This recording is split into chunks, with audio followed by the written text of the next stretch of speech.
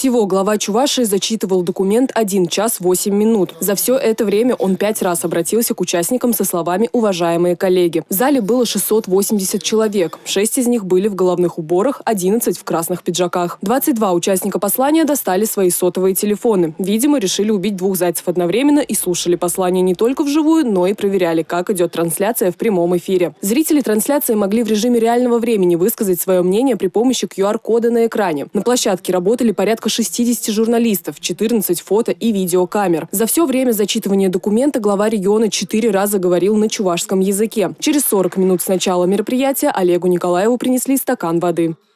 По итогам 2022 года удалось практически наполовину уменьшить количество долгостроя, где у нас имелись обманутые дольщики, и восстановить права 592 граждан по 7 проблемным объектам. Это высказывание Олега Николаева вызвало у зала самую бурную реакцию. К слову, всего зал аплодировал 21 раз. В среднем аплодисменты звучали каждые 5 минут. Напомню, для людей с нарушением слуха во время оглашения послания был организован сурдоперевод. Завершилось послание чувашской народной песней «Алран Кайми», призывающей молодежь к верности заветам предков.